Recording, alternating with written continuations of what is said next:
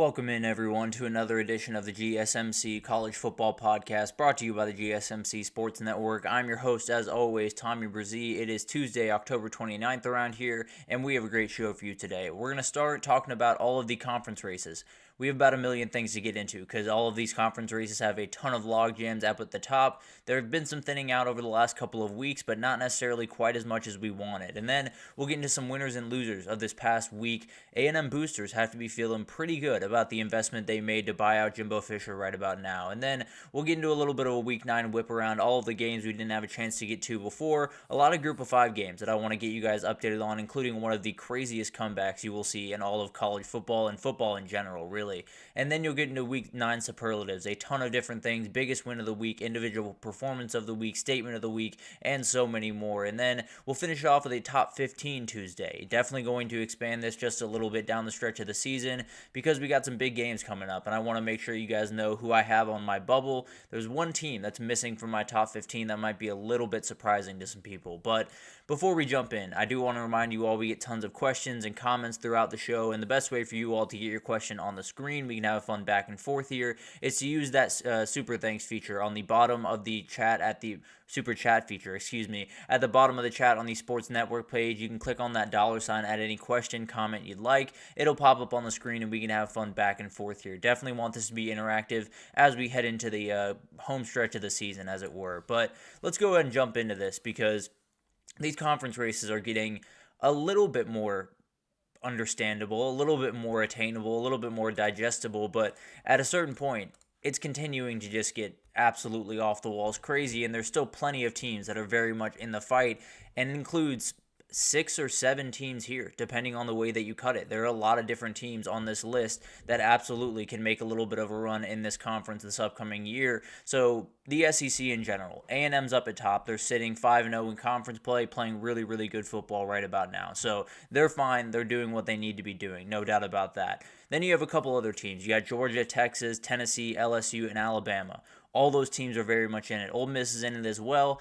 I want to say that, are they really 5-3? I feel like that record's wrong. Apologies if it is. They could be 6-2. But at the end of the day, those feel like the 7 teams that are actually in the hunt, that have an ability to possibly go on to get to the CFP, to possibly, in some cases win the conference. I feel like that's kind of reserved for those top 4 teams right there because they have a couple of games coming up against each other, and if they take care of business and then whoever wins those games, that will be the team. Those will be the teams in Atlanta at the end of the year. So it's kind of a hard thing to break down because it feels like we have about 7 teams. I think it's 3, maybe 4 spots in the CFP, probably 3, the way that everything's starting to shake out. So who could that be? You have the Texas A&M game, likely going to knock one of those out, but let's just say Texas is 10-2 at the end of the year. It wouldn't be the most impressive resume, but let's be totally honest with each other. That Longhorn definitely gives them a little bit of boost in the conversations for the playoff. Alabama runs the table. They're 10-2. That creates another problem. You have to figure out how good their schedule is comparative to other people because a 10-2 A&M, a 10-2 Alabama, 10-2 A&M would have the win over LSU, and Alabama would as well, and you'd have to figure out how you kind of go about that. A&M won it at home, Alabama won it on the road, the margin of victory, it would be a nightmare to figure out. But the reality is, it feels like we're heading for a logjam in this conference. It feels like we're heading for a ton of different tiebreakers to be kind of imposed here one way or the other. Now, we could avoid that altogether. Let's say Tennessee goes down to Athens in a couple of weeks, loses to Georgia, and then Texas goes to A&M in a couple of weeks, loses to A&M. It would be A&M and Georgia, no question about it. If Texas wins out, it would be Texas and Georgia, no doubt about it. If Tennessee beats Georgia, it would then be Texas and Tennessee. So you're pretty much looking at those 4 teams for the conference championship. LSU could get back into the hunt, only being 3-1 in conference, so still have an ability to find their way back into this thing. But as of right now, it feels like those 4 teams at the top are going to be the ones that you're watching down the stretch of the season, at least for the SEC title. For the CFP, I believe there's about 7 teams going all the way down to Ole Miss. I feel like everyone has a shot. Missouri, I've talked about. I think they're out of it. Arkansas, no way. I can't imagine a 3-loss Arkansas is going to ever find their way into this thing, even if they were to beat Ole Miss this upcoming weekend. But at the end of the day, if you want to break it down into real contenders and real pretenders, I think the best way to do it is probably just break it down by this list, if I'm being totally honest. I do think those 4 top teams, and really those 3 top teams, but let's say those 4 top teams for the time being, are probably the ones that you're watching for the CFP, just because there's not that much room to go around. I think Alabama could win out and be a 10-2 team. I'm not even sure there would be room in that case, because then you might have 11-1 Texas, a 10-2 A&M with a win over LSU, a ton of different teams, and possibly a close loss over a team that's in the playoff already in Notre Dame. There's a lot of things that are going to be coming into play over the next couple of weeks, but I do feel like Georgia, Texas, Tennessee, and A&M are in the catbird seat right now. They have to win out. If they win out, they are in, all of those teams. So Texas would have to beat A&M and vice versa, or Georgia would have to beat Tennessee and vice versa. And those would be the teams that hypothetically have the chance to get to the SEC title and then possibly win it. But at the end of the day, it feels like it's about 7 teams, those 7 teams right there, competing for about 4 or 3 spots in the CFP. I don't know who gets them, but at the end of the day, with a lot of the other logjams we're about to look at, wouldn't be surprising to me if there were a couple of 10-2 teams in the SEC that were on the outside looking in. Then we move over to the Big Ten, and this one, probably the most digestible of all of the conferences, and it's not necessarily all that easy to break down, but it is one that you see the division. It's those 4 teams up top, and it's pretty much everyone else. Now, Illinois is a team that hypothetically could get to 10-2, possibly be in that fight. I think way too many things would have to happen for Illinois to get that done. So I'm not necessarily putting too much stock into Illinois down the stretch of the season. With losses to Penn State and Oregon, they're essentially out of the Big Ten title race, and I don't think they're going to get back into the CFP race. But you look at the other teams there. Indiana, rolling right along. There's a very good argument to be made that they're the second best team in this conference right now. I think Oregon, obviously the number 1 team in the country, very well could be the number 1 team in the conference. But at the end of the day, I think there's so many different things that can happen the rest of the way. Ohio State could beat 2 of the teams right on top of them in Penn State and Indiana, move up to the top, and then we get that rematch with Oregon. We could have Penn State win this upcoming weekend, kind of bury Ohio State, but then they might not even go if Indiana is able to beat Ohio State as well. So we could find a world where Ohio State's just entirely left out of this conversation in general, which would be absolutely crazy. I also think there's I don't want to say more likely, but definitely a scenario where you have 4 11-1 teams at the very top of this conference. Let's say Ohio State wins out, Indiana, Penn State only lose that game and none others, and Oregon loses a game along the way. That's going to be 3 11-1 teams as you head into that conference championship. I think it would be Ohio State, Oregon. I feel pretty good about that. But at the end of the day, it would still be all over the place in terms of who gets into the CFP. You probably have to let all 4 in, which would then probably take a little bit away from a team like Alabama, who's 10-2, or a team like Texas, possibly, who's 10-2 at the end of the year. It would be absolute chaos. But if you get those 4 top teams being 11-1 at the end of the year, that's probably the biggest chaos scenario. And that seems to be where we're heading in some respects. You still have those 3 teams up top that everyone has above everyone else, and I sort of agree. Indiana's closing that gap more and more as we get deeper and deeper throughout the season, but Indiana's right there and then a steep drop-off. There's no way that anyone else is going to be able to make a run at this conference, and probably not at the CFP, frankly. I can't imagine Wisconsin, Minnesota, or Iowa finding their way into the CFP this year. It's those 4 teams up top, and we'll see if any of them drop out or if it's just those 4 that find their way into the CFP. Over to the Big 12. This one, we finally got some answers in the Big 12 because I feel like we can cut this down to those top 4 teams. I don't think we need to worry about TCU, Texas Tech, Cincinnati, and so on the rest of the way. Now, you should watch them. They're very fun teams throughout that conference. But at the end of the day, there are so many different things that could have gone wrong in this conference, that could have gone haywire, that could have created this to be kind of a 5, 10-2 team, just all over the place. It is thinning out just a little bit. You have BYU and Iowa State up there undefeated. They're taking care of business. They're my favorite teams in the conference. I've made that very clear. Kansas State is my pick, or not. that's confusing. He was my pick to win the conference at the beginning of the year. Then in my midseason redos, picked Iowa State to win it. So I still have Kansas State in the championship. Still think they're going to run the table, but they need a little bit of help. BYU's got to be able to win the rest of the way. They have to avoid pitfalls at Utah and Arizona State. Iowa State, same thing with Texas Tech, Cincinnati before that KSU game. So a lot of things moving in that direction for this thing to kind of be worked out. Now, Colorado could take over this entire thing. They have 1 loss in conference, 2 losses overall. If they could absolutely win out, find themselves in Arlington at the end of the day, and possibly make the playoff. Now, they could win out and not find their way into Arlington. They don't necessarily play a lot of the teams above them, and a lot of the teams above them could just handle their business. And then you have a 10-2 Colorado team that missed out on the Big 12 title, and you have to figure out how to handle that. So that's a whole problem for the CFP committee to handle. But at the end of the day, I think it is a conference that has thinned out quite a bit. You do have those 4 teams up top. Those are the ones that you're going to be watching as you move forward into the CFP. You got BYU, Iowa State, Kansas State, and Colorado. Those are going to be the teams that possibly have a shot at the CFP. Anyone beyond that, their job now is just to throw wrenches into the work. And there are plenty of teams that can do that. We talked about that Texas Tech Iowa State game. Colorado, I believe, has Utah at some point. There's a number of different games that could get in the way of these 4 teams possibly taking a stranglehold. But as you can see, there's quite the gap. There's 4 teams, and then there's pretty much everyone else in this conference right about now. Now, the everyone else has a ton of ability and can beat pretty much anyone in the conference on any given day. So this thing could get a little bit haywire towards the end of the season, but as of right now, it's Iowa State, BYU setting the pace, everyone else right there, Kansas State, Colorado right there, and then everyone else kind of just hanging out in the pack, really. And then you got the ACC. This is another one that is a little bit funny. It's a little bit all over the place. You have Clemson up top, Miami, SMU, and Pitt. All those teams are undefeated in conference, and at some point you're going to have to figure out which way this goes, but Pitt is going to be a team to watch throughout the rest of the way because they got SMU this upcoming weekend, they have Clemson in a couple of weeks. They win both those games, this thing handles itself pretty quickly. Clemson has a loss in conference, so does SMU. They both have 2 losses on the season, and Pitt and Miami likely go to the ACC championship. Now, if SMU were to beat Pitt this upcoming weekend, I don't know what that would do in terms of if Pitt were to lose those 2 games, they're definitely out of it. A 10-2 Pitt is probably not getting into the playoff field, although they've had an incredible season, wouldn't necessarily have the resume to get into the CFP if they were to lose these 2 games coming up. But they could go 1-1. SMU could win out the rest of the way, be 11-1, and then you have a Clemson team that could possibly lose to Pitt, be a 10-2 team, but only have 1 loss in conference, one of the losses being to Georgia.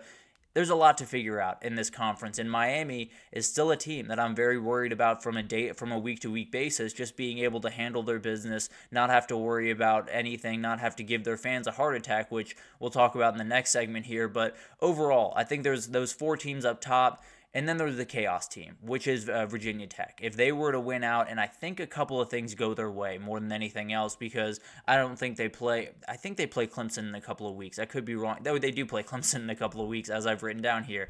And then as long as Pitt falls a couple of times, they could be in this thing. And that would be the craziest turn of events and would probably confirm the ACC as a 1-bid league if I had to imagine. But at the end of the day, there's going to be so many things going on the next couple of weeks where Pitt SMU, if Pitt wins, they move on. They're definitely the team. SMU's probably out of the hunt for the CFP going forward. I think if SMU wins, a lot of things get a little bit crazy, but Pitt would have to beat Clemson to stay alive in this conference. So I do think it's going to shake itself out. I tend to believe that SMU and Pitt at some point are going to stumble the rest of the way, but they haven't yet. So it's hard for me to say that with absolute confidence. Obviously, someone has to lose this upcoming weekend. If it's SMU, you can pretty much write them off in this conference race. Having a loss to someone above you this deep in the season, not necessarily where you want to be if you're SMU. So overall, I think you look at all 4 of these conferences and you try to break down which teams are actually in the hunt, which teams aren't. You could have 4 undefeated or 11-1 teams in the Big Ten. You could have 4 in the ACC. You could have 3 in the Big 12. And you could have a lot of SEC teams that are right around that area, whether it's 10-2 or 11-1. I think there's going to be a lot of teams that are 10-2, that are maybe even 11-1 in certain respects, maybe 11-2 after a loss in your conference championship, and you look up and you're not getting into the playoff. I know that sounds crazy, but the deeper and deeper these undefeated teams like BYU and Iowa State and Indiana and Pitt, I was blanking on the last one, and Pitt, the longer these teams go into the season being undefeated, the higher those chances become. So all of these games in the latter half of the season, Texas falls to Florida in a couple of weeks, they're probably out of it. And it's crazy to think, because they could go on, beat A&M and be, probably third or fourth in the conference. It wouldn't necessarily matter if you have 11-1 teams up in the Big Ten, if you have a million things to figure out in the Big 12, and then you got the G5 to figure out, and then you got Notre Dame that could come into the mix. So it could be those, I believe 20 teams is what I counted earlier, competing for 10 spots in this thing, which would be absolutely insane and would be a crazy last month. And that's what we're going to get into. We're going to have to figure out how we navigate that, but at the end of the day, we'll take our break and we'll figure out all of that in a later date. But we'll take our break here, and when we come back, we got some winners and losers from this past weekend. One of the biggest winners is all of the A&M boosters, because that investment feels pretty good right about now. But I'll break it down right after this. I feel like I'm losing my mind. Is everybody in the world blind? Please, Lord, give me a sign, a sign. I feel like I'm losing my mind. Is everybody in the world blind? Please, Lord, give me a sign, a sign. I wanna be the greatest. Everybody on the fake shit. I look around and feel like everybody is the fakest. I make this every day and I'm impatient, hoping one day I blow up from the basement. Statement, the top is so vacant. I don't hear shit that I think is amazing. Waiting for my day when I'm playing sold out shows for 1,000 faces. Hey, give me that crown, get in my way and to be put down. It ain't your place, all this my town. If I want that shit, then I'll get it right now. I'm losing it, the noose it fits. I'm losing shit, a stupid myth. You choose to live or choose to dip. You choose to fight or lose your grip and lose a gift. I feel like I'm losing my mind. Is everybody in the world blind? Please, Lord, give me a sign, a sign. I feel like I'm losing my mind. Is everybody in the world blind? Alrighty, welcome back everyone. We just got into some of the different conference races, tried to break it down as best I could. Frankly, there's going to be a lot of stuff happening over the next month. We will keep you updated with it all, but it's going to be crazy. I feel like there's about 20 teams competing for about 10 spots right about now. Notre Dame falling out would help out quite a bit, but as of right now, they're plugging right along and they're doing their thing. So going to be interesting to watch. We will keep you updated as it unfolds, but let's get into the week 9 winners and losers, because there's quite a few to go around, and there's one that I left off on here and I feel terrible about it, but I'll break it down at the end for you guys. But winners and losers from this week 9, that was a little quiet at times, not necessarily the most explosive week that we've had, and makes me think about next week, but I'll get into that tomorrow. But a number of different things I want to break down, and we'll start with the A&M boosters. They got to be feeling great right now, because, man, did they take a lot of crap for firing Jimbo Fisher, giving him $78 million, pushing him out the door, and it was the right decision. I'm not arguing that at all. There was no question that at the time, it was the right decision to move on from Jimbo Fisher. They had done that thing time and again. They were in year 5, felt like the exact same team. So I was not necessarily against that decision by any means. But they did have to fork over quite a bit of money, and they're going to have to continue to do that until 2031.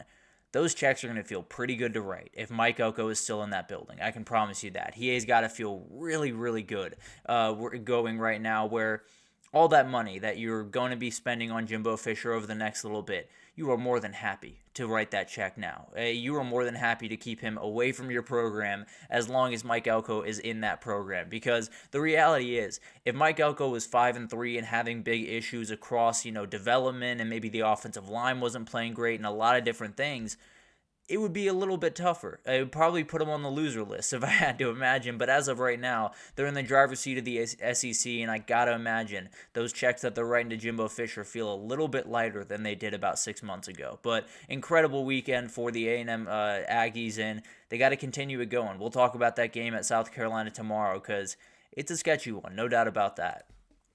Loser was the two lost teams. We just talked about it. It is going to be a nightmare to find your way into the CFP if things hold the way they are. Obviously, there's going to be a lot of chaos down the stretch, but if you watch BYU, if you watch Iowa State, if you watch Indiana right now, I don't know who's beating them. They're playing really, really good football, and I don't think there's a team in front of them that's really going to cause too many problems. But at the end of the day, definitely could thin out a little bit. But there's going to be a lot of two-loss teams that are just left out. Let's say Illinois goes 10-2. They got 2 losses at Penn State and at Oregon.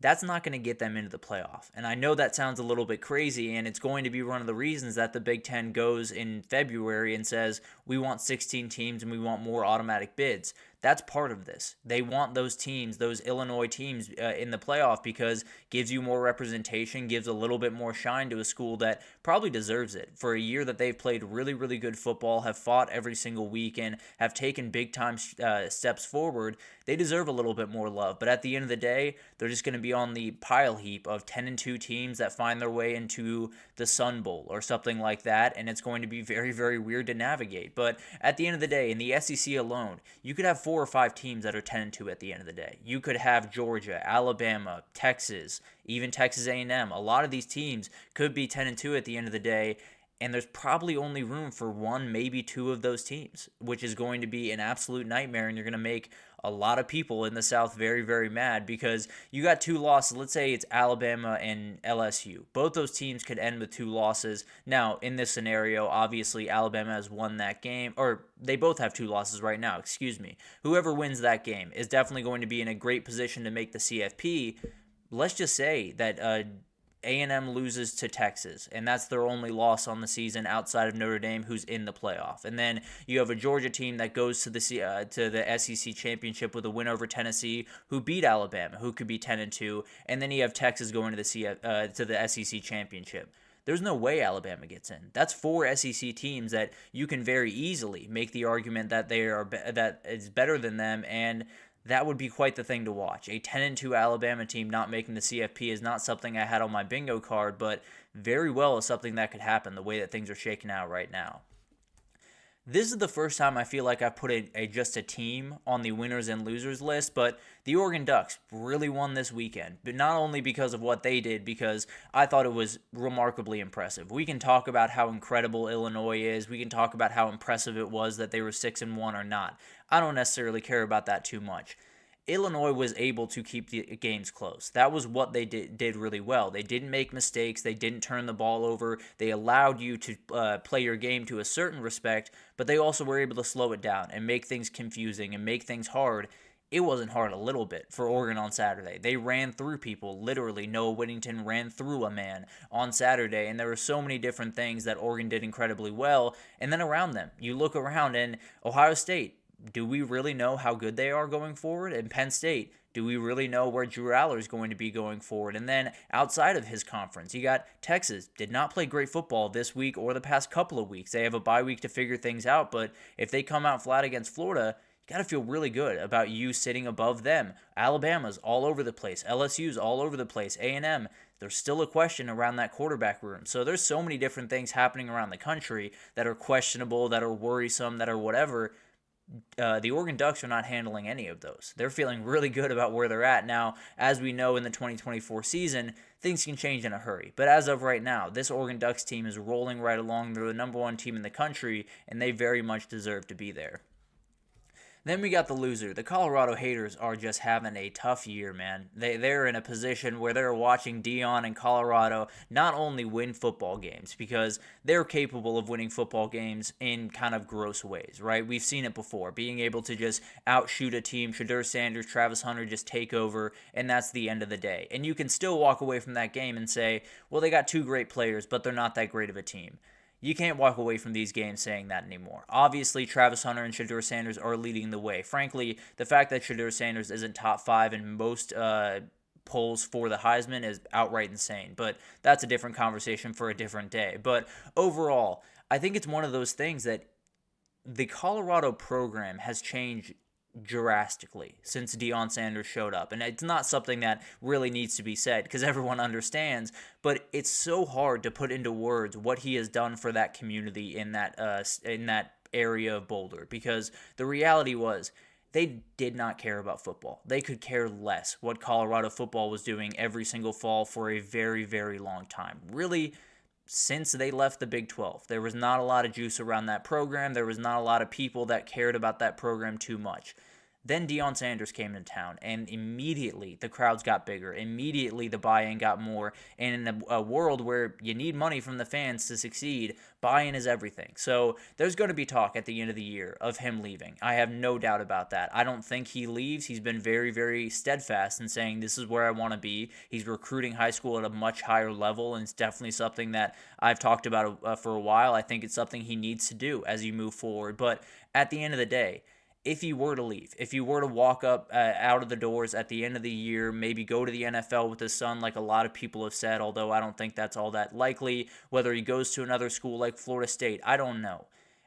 To me, it doesn't necessarily matter. What he's done in Boulder has totally changed that program forever. We can talk about how it's going to be a little bit of a downturn after he leaves, no doubt about that. But he's done things that have totally changed the way that program is going to work going forward, because those fans, regardless of it's Deion or not, they've been shown their love for Colorado football again. And that was something that needed to happen. So I don't know what happens the rest of the way. I don't know what happens with Deion after this season.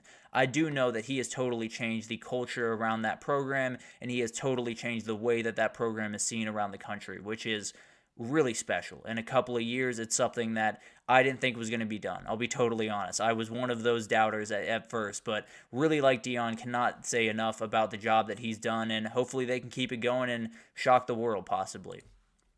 And then the winner were the unforeseen undefeated teams, because this felt like a landmine week. This felt like a week where a lot of things could go wrong. You had BYU going on the road and being an underdog that I fell into the trap of UCF. Pitt had a game against Syracuse. I picked Syracuse to win that game. I thought that was going to be much closer than it was. Indiana was playing a landmine spot against Washington without their starting quarterback.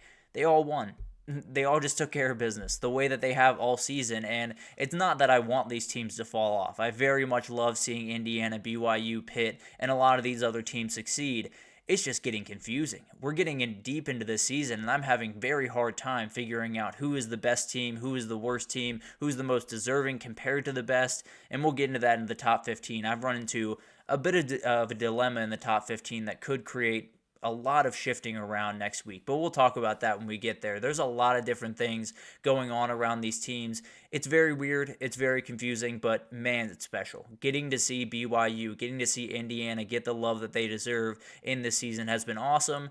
I could argue that they're not getting enough love, including Pitt, especially Pitt, but at the end of the day, they're winning football games. They're doing what they're supposed to do, and they're very much in the fight for a CFP spot. A loser is people looking for answers. We talked about it in the segment before, and obviously we have gotten some. The Big 12 helped us out just a little bit this past weekend. LSU going down sets up a must-win game for both Alabama and LSU in a couple of weeks, so we got some answers. The reality is we're still sitting here with a lot of things to figure out. Is Notre Dame going to be able to run the table and get into the fight? What a G5 team is going to do it? Is Boise State going to stumble again and open the door for a team like Tulane, or maybe even a team like Washington State all the way out there at 7-1? Are there going to be total turmoil in the Big 12 down the stretch? Or is BYU and Iowa State going to handle business, kind of pull away from everyone, be undefeated at the end of the year? So there's a lot of things going on. I remember at the beginning of the season, I made a prediction that there would be no undefeated Power 4 teams.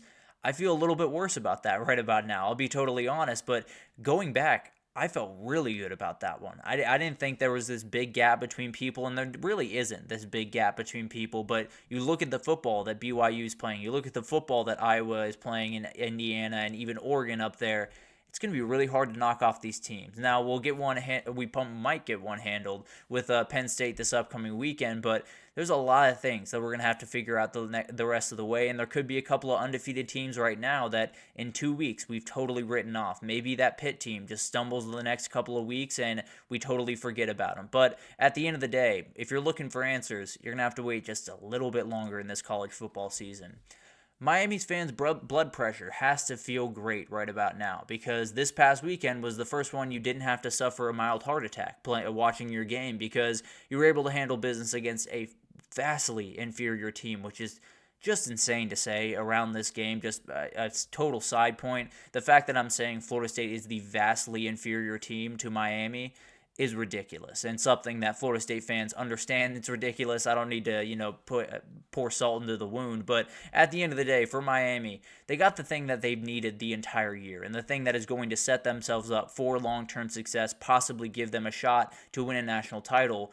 Run the football. That is what you need to be able to do. You're not going to be able to beat the Georgias, the Alabamas, the Texas of the world, or the Ohio States, the Oregons of the world if you cannot run the football. That's just a prerequisite to being able to beat these teams. We saw it against Georgia and Texas.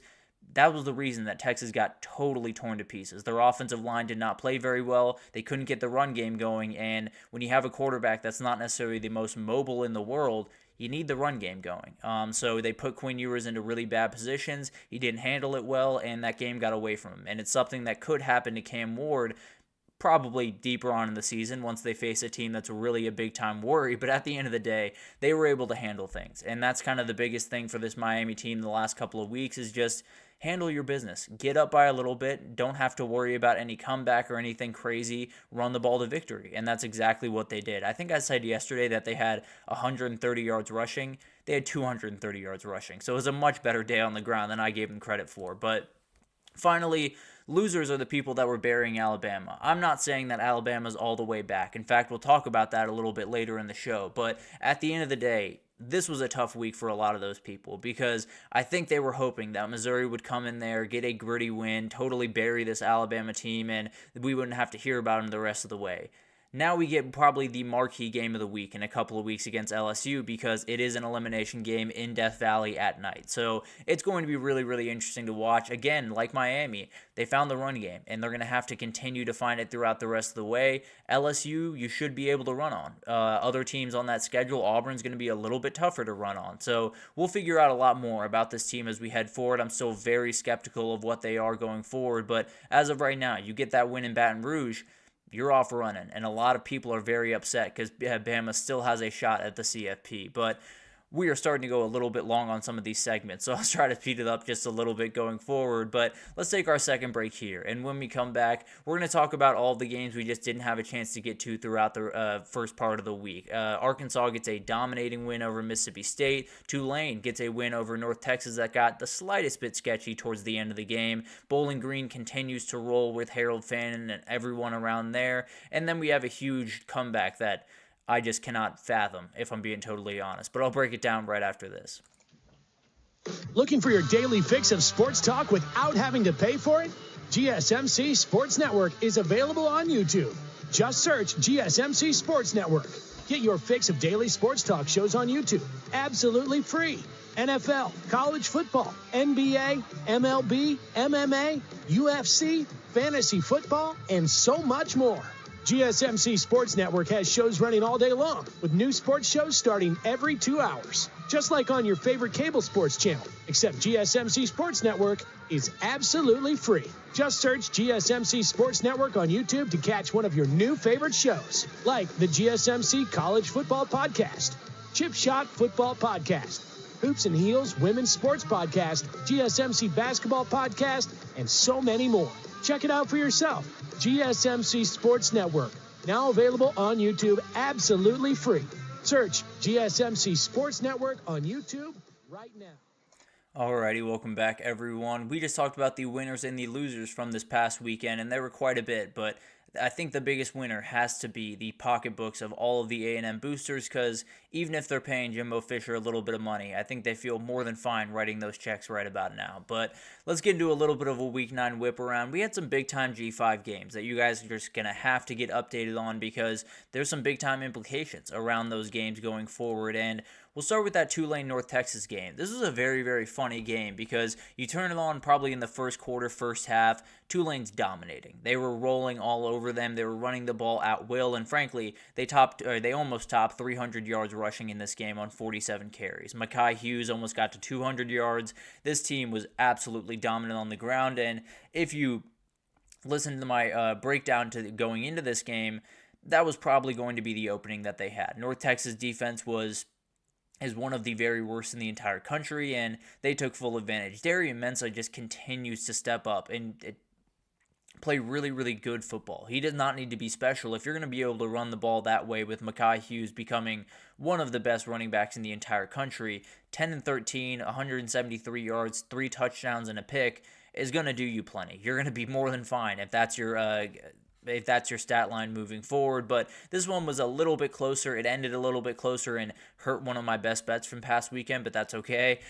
This one was 14 points scored by North Texas in the final 4 minutes of the game. Made this a little bit closer than it was, but at the end of the day, Tulane gets the win. They continue moving on, and still a team to watch in that G5 power race. If BYU loses, or not BYU, if Boise State loses one more time, this might just be the team lurking right there to take that spot. And then Arkansas just dominated Mississippi State, and it was a game that I pegged as a kind of an upset alert. I thought Mississippi State might be able to get it done.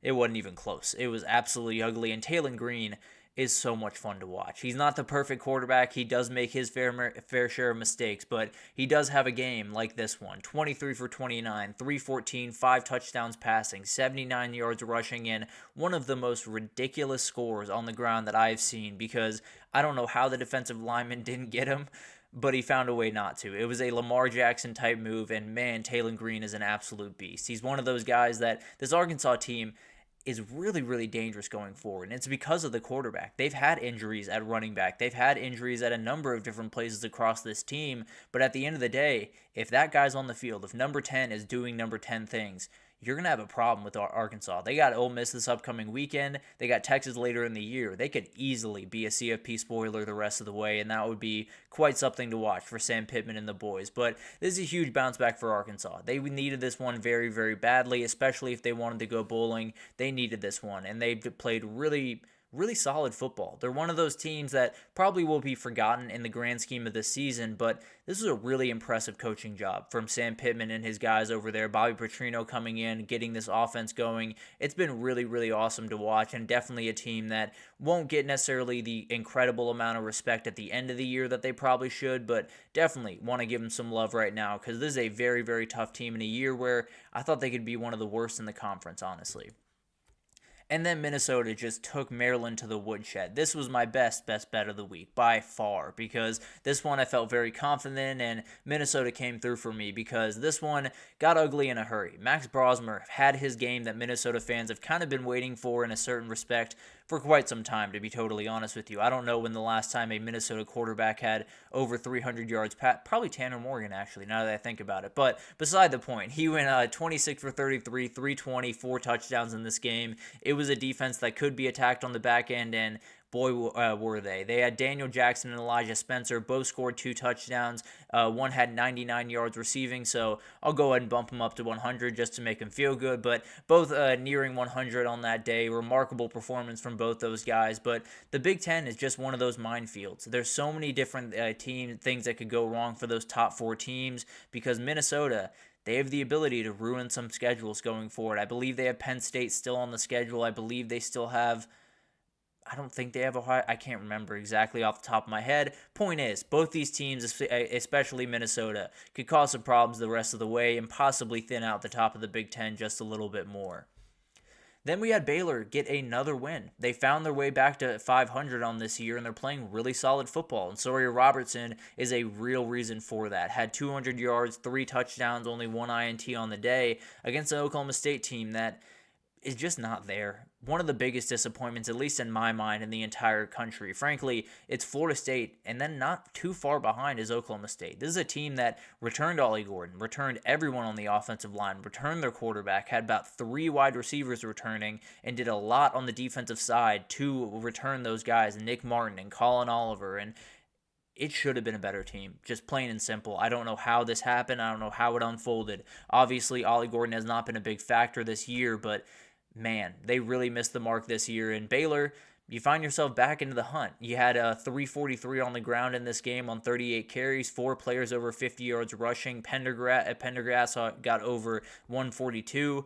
A lot of things going right for this team, and maybe they're the one that can play some spoiler down the stretch of this season in the Big 12, because run the football very efficiently, you can win a lot of games you're not supposed to win. And then we had a huge one over in the MAC, and Bowling Green got a huge win over here. And Bowling Green was led by the guy that I think should be winning the Mackey Award right about now. Harold Fannin Jr., 6 receptions, 74 yards, and a touchdown in this one. I understand Tyler Warren had the incredible game at USC. You look down the stretch of the season, or the stretch of the games that Harold Fannin has had this season, he's the best tight end in the country. He has been absolutely remarkable and deserves so much more respect when we talk about best tight ends in the country. But at the end of the day, this is a big win that keeps Bowling Green's hopes alive to win that MAC conference. There's still plenty in front of them with a Western Michigan game coming up that's going to be really tough. I believe they also play Miami of Ohio, so definitely a lot to watch with this Bowling Green team going forward. But you got a lot of teams in front of them. Miami of Ohio, Bowling Green, or in front of Toledo, excuse me. You have Miami of Ohio, Bowling Green, and Western Michigan. Going to be really tough for Toledo to find their way back into this fight, and I think it's going to be really, really fun to do this. Honest question, I understand you're going to do predictions this week, but let's just say hypothetically, my Hurricanes don't get accepted to the Big Ten. So, yeah, I think that's kind of an interesting question. For all the realignment stuff and all of the craziness that is going on around that, the way that I'm reading it, at least as of right now, a lot of this stuff changes very, very quickly, as you've probably found out, Anthony, throughout this time, but I think they're looking for the Big Ten and the SEC. And I think the Big 12 is not enough of a draw for those two teams to jump ship and go there. Now, a lot of that could change depending on the relationship between the ACC and Miami and not Miami and Clemson, and possibly Miami down the road. But at the end of the day, a lot of those teams that could see the ACC imploding, I think the Big 12 is that break glass in case of emergency. It is. If the ACC is actively going down, if we are watching it kind of sink into the ocean, that's when they'll get to the Big 12. They are going to do everything. They're going to push every single button, overturn every single stone to find a way into those two big conferences. And frankly, I think at some point it's going to break through, especially for a team like Miami. I think they're going to be actually in front of where Florida State and Clemson are right now. So a team like Miami, I feel pretty confident could find their way into those top two conferences. I think everyone else in the ACC, it'll be interesting to see how they kind of fan out because it's coming at some point. Obviously, we will talk about that plenty in the offseason, but as of right now, that realignment stuff is I don't want to say frustrating to talk about because obviously always happy to talk about it, but definitely one of those things that in the middle of the season, very hard to kind of wrap my head around right now. But I do think the Pac-12 the Big 12, excuse me. I do think the Big 12 is an option for those teams. I think it's the last-ditch option, if I had to imagine, but we'll see how that develops. Obviously, a lot of things to happen around there, and probably will start to happen around December, if I had to imagine. But moving forward here, West Virginia got a big-time win, and the big story from here is Nico Mirashal is a dude. This dude is awesome. If you watch any of this game, you saw that lefty gunslinger just absolutely rip the ball. There's a lot of guys that can throw a really, really good ball. There's a lot of guys that can throw with a lot of zip. There's a lot of guys with energy. This guy throws missiles. He has a rocket launcher connected to the left side of his torso because the dude is a lefty gunslinger and he absolutely rips the ball. He's so much fun to watch. Went 18 for 22, 198 yards, 2 touchdowns in this game. This guy was really fun to watch. And I think West Virginia has found their quarterback going forward into 2025, which has to feel really, really good. On the Arizona side, you got some thinking to do. You made a hire. You got rid of... Jed Fish left in very, very bad circumstances. Jed Fish left. And then you're put in a weird spot. You have T-Mac leaving this upcoming year. You hire Brent Brennan, who I think is a good coach. I'm not necessarily tearing Brent Brennan down after 1 year. I am saying that T-Mac's walking out the door. No Fafita is getting a ton of calls in the portal, including from his former head coach. He nixed it this last offseason, but I'm not necessarily sure if he's going to be able to do it this year. So it's something to watch around there. There's a team that I was worried about going into the year, and man, they've looked even worse than I thought they would. But for West Virginia, neither of these teams are really going to get into the fight into the Big 12. Again, they are the teams that could mess up the fight for a lot of the other teams in the Big 12. But confusing because you don't know how to trust it. Truly, I totally agree. I'm all types of lost because there's so many different rumors. There's so many different people saying different things about, where other teams are going to go. And some are rumors, some are reality, some are sources that are not named, some are sources that are named.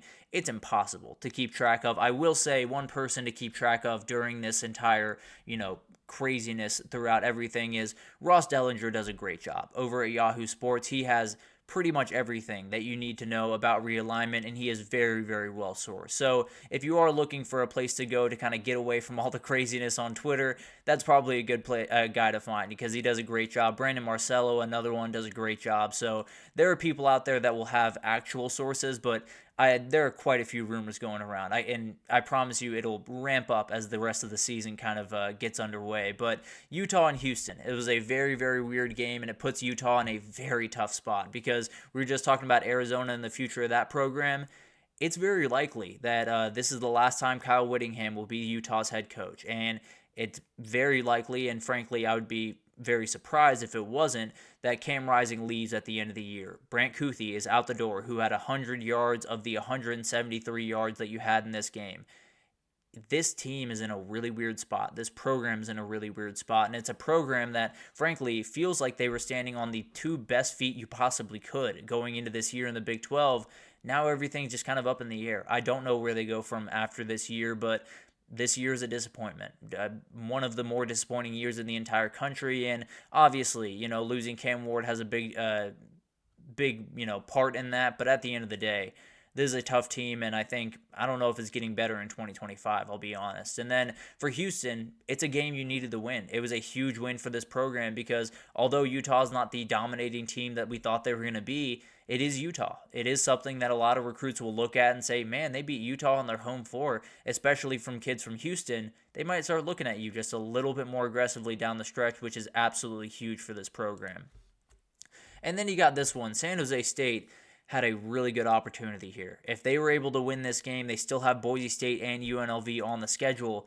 They could make some noise, but at the end of the day, they lose this one. They put themselves in a really, really tough spot going forward. But in this game, Fresno State scored 33 unanswered points after a first-minute touchdown from Nick Nash, who, if you're not watching Nick Nash over at San Jose State, do yourself a favor and go find him.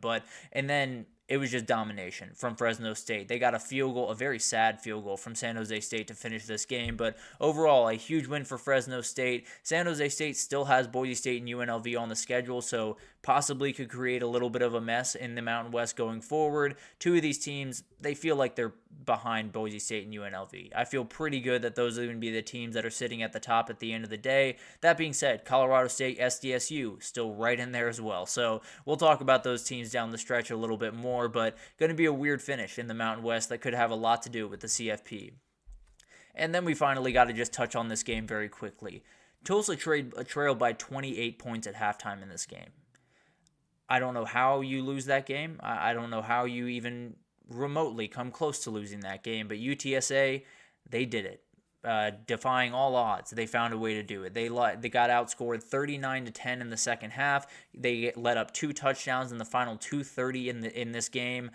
It was ugly. It was a terrible, terrible, terrible performance. And Tulsa, on their final drive, that they had to go 92 yards in 1 minute and 1 second. Cooper Legis got sacked and fumbled on his very first play of that drive. They just went on to, I believe it was 8 plays, so 7 plays, essentially. They went 92 yards in 1 minute. It was absolutely insane. This team just found a way to get it done. It was one of the craziest results of the entire college football season, and I just had to touch on it there for a second. Huge shout out to Tulsa, UTSA. Hopefully you can bounce back, because you got a pretty interesting one this upcoming weekend. But a lot of those games, not necessarily the biggest games of the weekend by any means, but there's a couple of those teams there that will have factors in the CFP going forward. San Jose State could be kind of the spoiler out there in the Mountain West and kind of ruin their fun to try to get a CFP bid, but a lot of different things happening around these different conferences, and we'll obviously keep you updated with it on all fronts. But let's take our third break here, and when we come back, we got to talk about the superlatives from this past weekend, biggest win of the week, individual performance of the week, statement of the week, and so much more right after this, so stick with us.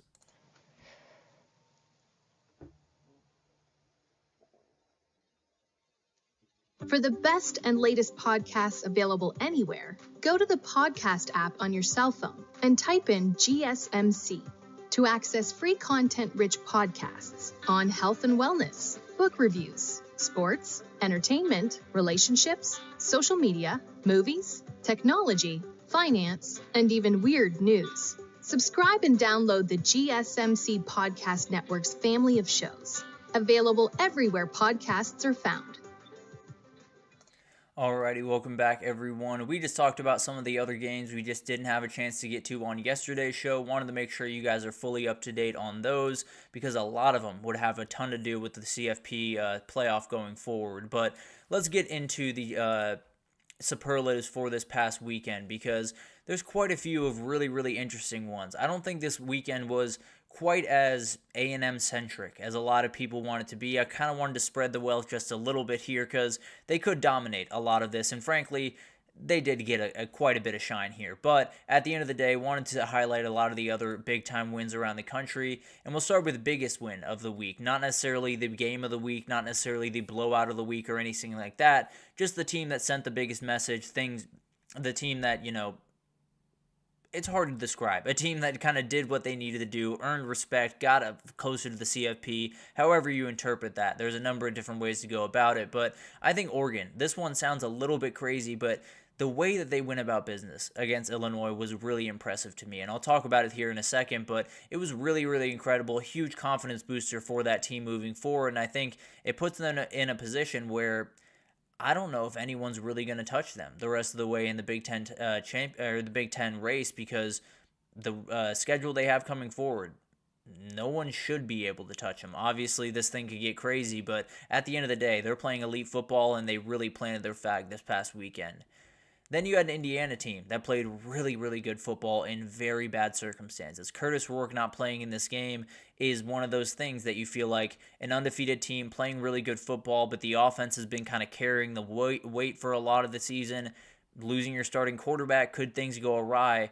It didn't at all. They were able to handle business, really go about it really efficiently. D'Angelo Ponce is an absolute star in the making. They're doing incredible things out there, and I think it's one of those teams that just continues to become a little bit more like reality of them being in the CFP. But the winner to me is Boise State. This was a win that is maybe bigger than any other one this past weekend because they put themselves not only in the driver's seat, but very firmly in the driver's seat for the CFP G5 spot because I'll be totally honest, I don't want to say that. I think an undefeated Army would get in. But at the end of the day, let's say Notre Dame does beat Army. There's no chance. It's not going to be Boise State if they go out, win the rest of their games, go 12-1, have Ashton Jeanty leading the way. They will be the team. I can promise you that. But at the end of the day, still plenty to figure out here. But I do think Boise State got the win that they very badly needed, and they knew they very badly needed at the beginning of the season.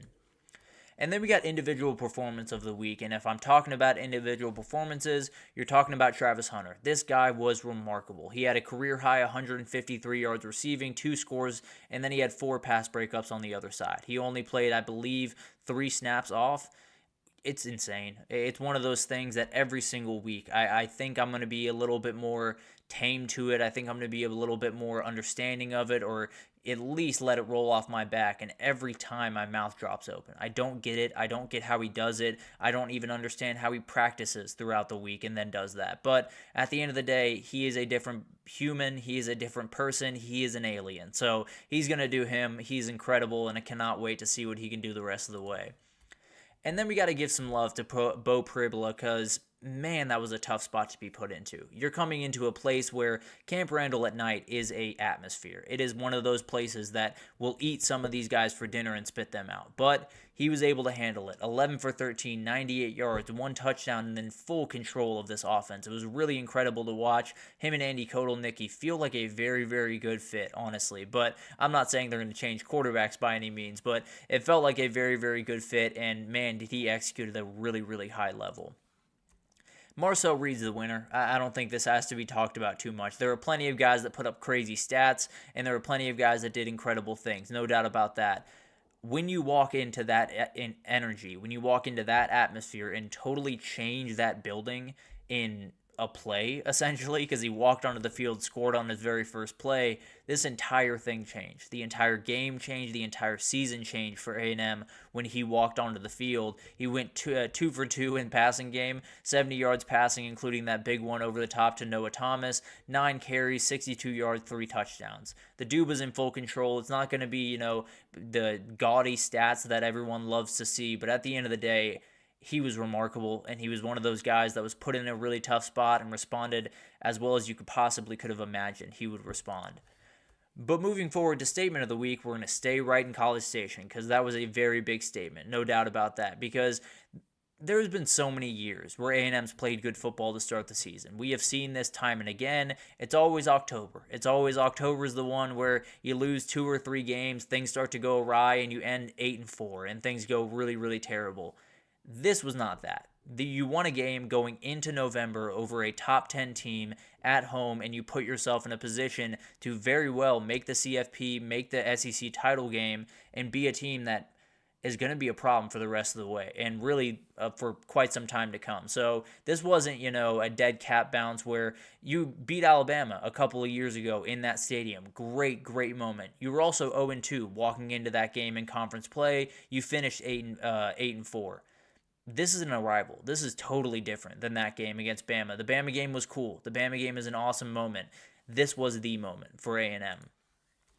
And then for Notre Dame, I think this was a huge statement for them. I think it was one of those teams that a lot of people were poking holes in. And frankly, I still have holes to poke. And Navy did a rather good job of handing them that game in a lot of ways. But at the end of the day, they are very firmly where they need to be and continue to on that quest for a CFP spot, because it was a really dominating performance. That defense flies around, and Riley Leonard throwing the ball with confidence is a very interesting thing for this program going forward. BYU is my winner. I think this was one of those games that I picked UCF like an idiot. But at the end of the day, the magic of I thought the magic of the BYU Cougars just had to come to an end at some point. It's no longer magic. I will argue, it was magic early on in the year. There were a lot of turnovers. There were a lot of things that were just bouncing their direction and finding a way to get them wins. It's no longer that. They're playing really, really good football. This team is awesome, and they do the thing that not a lot of people around the country are doing, consistently winning football games. And then we got the loser of the week, and yes, that is Ohio State. They did win the game, but man, they lost this week. I don't know where they are. I don't know what this team is going forward. I don't know how much they can do. I don't know if they can win a national title. I don't know if they can win this weekend against Penn State. There is so much confusion around this program going forward. I will say program, actually, because you lose this weekend at Penn State, Ryan Day's getting kicked out the door and you're having to restart. So this program is in a weird spot going forward. But as of right now, obviously you still have everything in your hands. You still got that win. So not the biggest loser of the week, but a lot of things to figure out in Columbus that I don't think they were thinking that they would have to figure out this year. LSU has to be included on here. Obviously, the chance was there to take over the SEC, to give yourself some wiggle room down the stretch, and essentially punch your ticket to the CFP, and the second half was just terrible. And frankly, I think there could be a lot of talk about Brian Kelly and making halftime adjustments and all of that type of stuff. Reality was, there wasn't too many adjustments to make. You make those 2 field goals, you're up 16 points, you're feeling really good about the way you're going about business. I think it was just A&M making all the adjustments in the world and really executing at a very high level. So I'm not out on LSU by any means, but I do think that was a moment where you had a chance to really take that next step. You left it on the table. But the loser of the weekend is the Florida State Seminoles, as it has been for, you could argue, pretty much every week this season. But let's be honest, you went from a 13-0 team, a team that, frankly, I said, and I probably will continue to say, deserved to be in the CFP.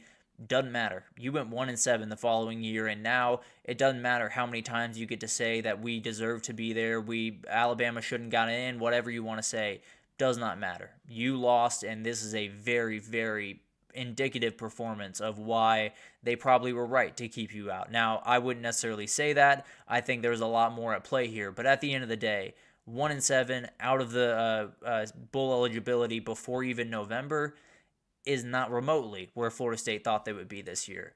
Moving on to surprise of the week, I think the Ohio State struggles were very surprising to me. They're a very weird team. They're one of those guys that just feels like they're kind of stuck in the mud right now. Whether it's the run game or the pass game not getting going enough, or the defense maybe having a couple of more holes against Oregon than we thought they would, just feels like they haven't brought it all together. It feels like they have all of these remarkably talented units and all of these remarkably talented players, and they're not playing as 22 guys together. They're not playing as 11 guys together on the field at the same time. There's so many different things that they're going to have to figure out, and it's one of those things that I'm going to give them the benefit of the doubt for the time being, but a lot of things can change in the next couple of weeks around Ohio State for the next 5 years, 10 years for Ohio State.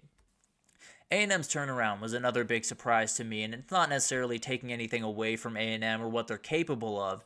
It was more just LSU looked like they were just flowing in the first half. It looked like a lot of things could have gone wrong, and they still were going to be able to win that game because they were in full control. They weren't necessarily running the ball all that effectively, which came back to bite them, but Garrett Nussmeier was absolutely ripping the ball all around the field. He was doing everything you possibly could have wanted.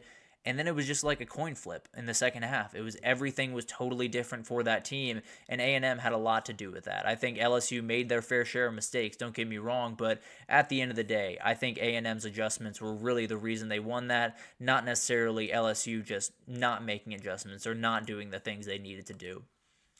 And then you had Oregon's dominance. That was my surprise of the week, not necessarily because I think Oregon's bad or anything like that, but the reality was the way that they went about business in this game is totally indicative of what this team is going forward. It's indicative of who Dan Lanning is. It's indicative of what they've been trying to build for quite some time. A tough, hard-nosed team that's coached by a really tough coach, and Burt Bielema came into your stadium and you bullied them. You absolutely punked them. And as you can see from Noah Whittington, he's just running through a guy's face. So they did a lot of punishing in this game. And I think it was one of those games where I felt good that they were going to be able to win this one.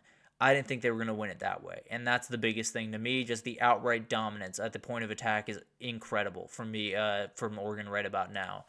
And then finally, game of the week. I'm going to add Texas Vandy in here. This was a weird, bizarre, but kind of really fun game. You know, Texas led Vandy back into the game a couple of times. Vandy took full advantage of the mistakes as they do. I think this is a game where it wasn't necessarily, top to bottom, incredible, like all over the place, playmaking all over the place, but it was one of those that came down to the wire against all odds. It had a lot of that college football feel where somehow the team finds their way back into the hunt after being essentially should have been dead in a number of different ways. So Texas has quite a few things to figure out as we've talked about, but we'll see what happens over this bye week.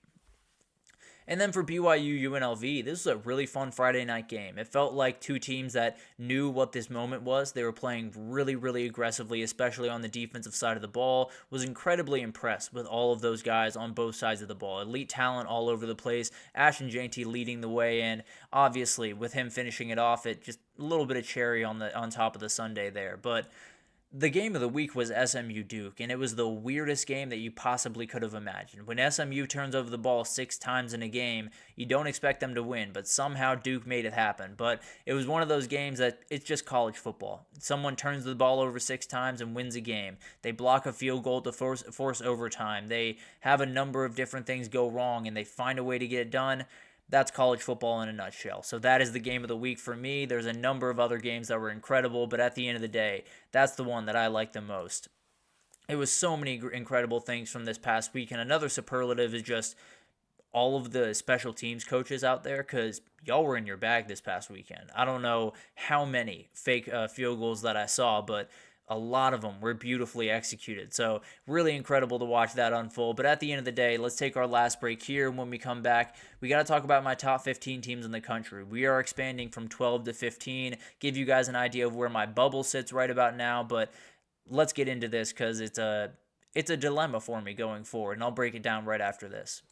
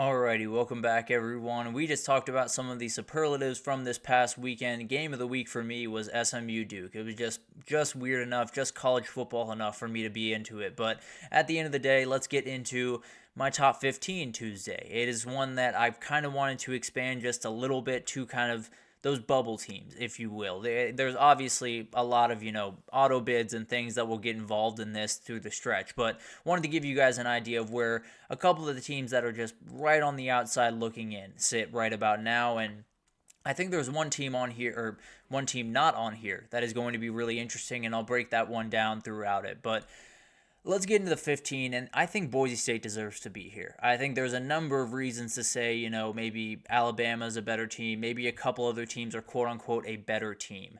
This is the team that's in the driver's seat for the CFP. This is the team that went up to Eugene and only lost by 3. This is the team that just beat a UNLV team that very well could have beaten them. So I have very little problem with this. I think they absolutely deserve to be in the top 15, and they're a team that if Ashton Jeanty is going to be doing the thing that he's going to be doing the rest of the way, it's going to be a really hard team to beat, and they firmly will find themselves in the CFP. This is my top-ranked Power 5 team right now, or Group of 5 team right now, so they would be a bid into the CFP as of right now, and they're playing just really, really good football. So I didn't want to make a top 15 without any Group of 5 teams in it because, first of all, I think Boise State deserves to be here, but more than anything, wanted to give you guys an idea of what that team would be in the 12-team playoff if I were to make it today. I have LSU at 14, and I think this is one that could get a couple of people up in arms. A couple of people have dropped them a little bit deeper. I believe the AP has them at 16. I think they're a better team than we're giving them credit for. I think they got blitzed on Saturday, and obviously not a great thing to happen. No doubt about that, but let's just be totally honest. You have a quarterback change at halftime, and a lot of things go wrong, and you got to be better than that, no doubt, but it's one game. You're able to bounce back. If you win that Bama game, you get into a 10-2 position. Obviously, we've talked about that can be a little bit sketchy of a position right about now, but this is still a very capable team. I still think they're making strides on defense, although they got caught off guard this past weekend. I still think they deserve to be a top 15 team. This is one of those teams that took the Alabama spot. I thought about putting Alabama here. I dropped them out of this top 15, and I did it just plainly because I saw what I saw on Saturday. I don't know if that's replicable. I think Missouri is one of those teams that you can take advantage of on the ground. I don't think a lot of the teams coming forward, they're going to be able to do it to the same degree. So I still am very worried about Alabama. That would be the team that would be here, but I think LSU is just that touch better. So I'm going to go with LSU here, and Alabama's probably sitting at that 16 spot, if you will. But BYU, I have at 13, and it's one that I want to rank them higher. I'm getting into a point of the season where I'm getting worried that I'm putting a little bit too much stock into what I think these teams should be and not what they have done. And I try my best to avoid that as best I can. There could be a massive switch next week where I just go fully off what you did this year. I'm not focusing anything on what I think the team is or how talented I think the team is. That could be a flip that happens next week, so be on the lookout for that. But as of right now, I think BYU being 13 is relatively fair. They've been playing really good football. I still think some of the ways that they're winning these football games are a little bit unsustainable, but they've sustained it for 8 weeks. So who am I to say that they're not sustainable? They're playing really good football and definitely deserve to be at least in the conversation for that CFP spot.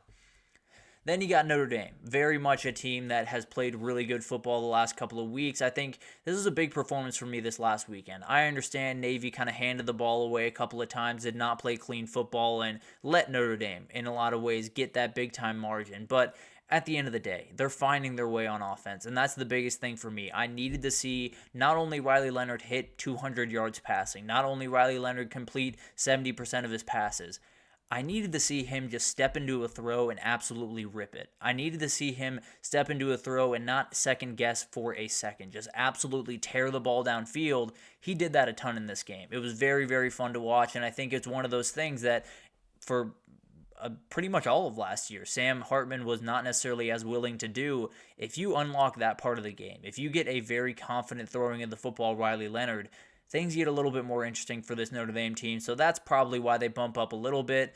I think you could argue BYU should be above them, and I had a really hard time. I'll just put it at that. But I do think Notre Dame's my number 12 team right about now. And then Iowa State. They stay pat at number 11, and they're quietly a very undefeated team out there in the Big 12. I think they're a really, really good team. I think their offense hasn't necessarily even found itself yet. I think they're going to be an absolute force down the stretch of the season and is going to be just impossible to deal with for a vast majority of everyone around the country. So it's going to be incredible to watch that one unfold, and this is a team that I really, really like down the stretch. Tennessee is a team that I fought myself on. I thought about dropping them a little bit more, but when I look at that defense, I just can't. They're a team that if you're going to have that defense, if you're going to have the ability, hypothetically, to run the ball the way with Dylan Sampson they have been, you're going to be really successful. You're going to be able to win a lot of games. They have to play better football when they go down to Athens, Georgia, but at the time being, they're playing really good football. They're definitely a top 10 team. They're definitely in a position to make a run at the CFP. I worry that they're not quite on the level that they need to be to beat that Georgia team and to get to the SEC championship and the CFP, but as of right now, it's hard to necessarily poke too many holes in this team. Got to give love to the Indiana Hoosiers. This was a huge, huge win. It was one of those wins because we've seen this before. We've seen undefeated teams that have been a little bit out of left field. They've played really good football for 6, 7, 8 weeks. And then something happens, whether it's an injury to a star wide receiver or a quarterback or coach wouldn't get fired, but something happens in that program where things go a little bit awry. This was a huge one. Curtis Work walking out of that game totally changed that offense, and they were able to handle business. They were able to go about their business pretty comfortably, and the defense stepped up in a huge way, and they did incredible things this past weekend and really proved to me that this is not necessarily just an Indiana team that's having a good time right now. This is an Indiana team that very much is a CFP contender going forward. And then we got Clemson at 8. This continues to be the team that I'm a little bit higher on than most, it feels like, but they're as talented as a lot of the teams up at the top that we're talking about as national title contenders, and they are firmly in the driver's seat for the ACC title. Barring a slip at Pitt, they'll be able to get there and be firmly in a position to make the CFP, so I really like what this team's doing. I think that defense is one of the more underrated units in the country. And then we have another defense that I think is one of the more underrated units in the country. A&M, that defense is just ridiculous. They're one of the very best in the entire country, and it feels like they're treated as, I don't want to say gimmicky, but just not necessarily the elite level that I think they've been playing. They're absolutely all over the field. They got after Garrett Nussmeier when absolutely no one else on earth could have, and they got a couple of picks in some big-time moments. So this A&M team continues to rise. The worry that I do have is that quarterback position. What happens this upcoming weekend when you know that Marcel Reed is going to be the quarterback will be something to watch. But at the end of the day, when you have that defense and all those athletes that they have, it's a hard unit to beat. There's no doubt about that. Texas is one that I thought about dropping a little bit further. I'll be totally honest. There is some O-line issues on that team that I don't really know where they came from. There was a lot of dominance early on in the year, and it wasn't like, they didn't play the elite offenses, no doubt about that, and they didn't necessarily play elite defenses across the board. What they did play is a really good unit up there at Michigan. What they did play was a unit at Oklahoma that can cause problems. They were able to handle both those groups, and the O-line has not been good the rest of the way. Quinn Ewers is one of those guys that a lot of people are tearing him down for the performance this past weekend. If you watch that tape and come away with it's Quinn Ewers' fault, I don't know what to tell you. I don't want to say you don't know football, but just don't talk to me about football respectfully, because that's not remotely what happened. Both balls got tipped. There was not a lot of good play from the offensive line in the moments that he needed it. It was one of those things that I think Quinn Ewers is fine, and I think a lot of the issues that they have can be fixed in the bye week, but as of right now, if that's the O-line you're moving forward with, no chance you're making the CFP, no chance you're going into College Station and not getting torn to pieces. And then we got Miami at number 5. This is a team that gets a little bit of a bump because they did the thing that I've just been begging them to do for the entirety of the season. Well, not the entirety of the season, but for the last little bit. I've been just been begging them to get a boring win, to run the ball, to play defense, to do your thing, not have Cam Ward be a superhero, and that's exactly what they did. I absolutely love to see it, a team that very much deserves some love, and I was a little hesitant to bump them over Texas the last couple of weeks just because of some of the issues and some of the, close calls that they've had. I still think they're very, very closely tight, but I do think Miami did just enough this past weekend to bump above the Longhorns.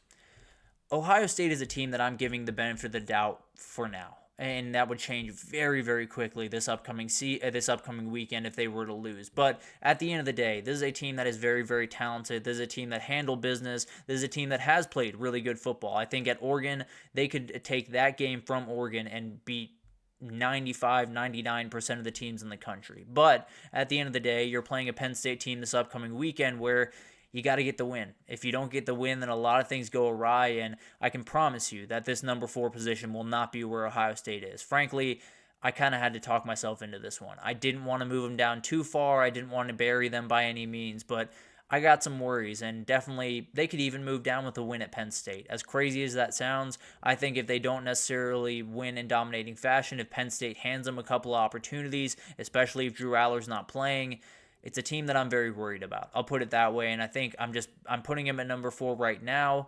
I'm giving the benefit of the doubt right now, but a lot of things could change this upcoming weekend.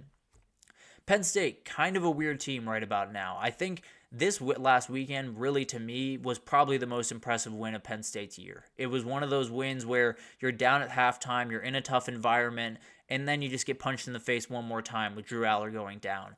They were able to handle it. That's absolutely huge for this team, and I think the biggest thing is it's a huge difference between last year and this year when it comes to coaching staff. They made all the changes they needed to make and did a really, really good job in this game. Georgia at 2. They were stagnant this past weekend, so they were just kind of hanging out. But the reality is we saw what happened in Austin a couple of weeks ago. If that's the D-line you have going forward, certified title contender, and frankly, I think they're going to find the offense at some point, and that's downright terrifying for everyone involved in Georgia. But they have huge games against Ole Miss and Tennessee coming up after that Florida game this weekend. But at the end of the day, this team's playing really elite football. Still plenty of hurdles to get over, but definitely one of the top 2 teams in the country. And then you got number 1. I don't think much has to be said here. They definitely proved this past weekend that they are deserving of that top team in the country moniker, and were awesome on both sides of the football. They are the standard right about now. I think a lot of things should change in a hurry. If Ohio State gets a dominating win this upcoming weekend, they're right back up there with you. So it's a lot of confusion going on right now. A lot of teams that I just can't get a beat on. I'm trying my best to figure out who's better than who and trying to reward Indiana as much as I can, trying to reward teams like Pitt and teams like BYU as much as I can.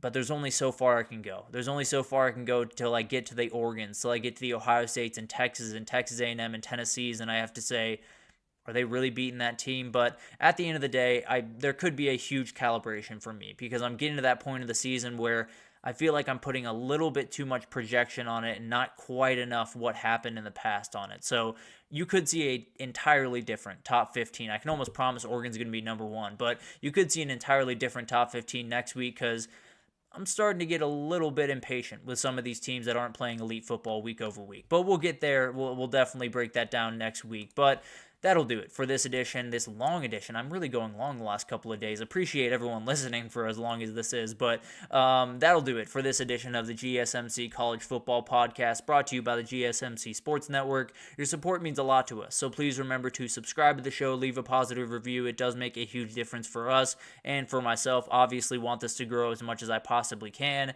Also, follow us on Facebook, Twitter, TikTok, Instagram, all the social pages that you could possibly want. We have great people doing great work across every single sport you could possibly want. So anything you need in the world of sports, we have you totally covered over here at GSMC. But thank you once again for listening, and I will see you guys tomorrow.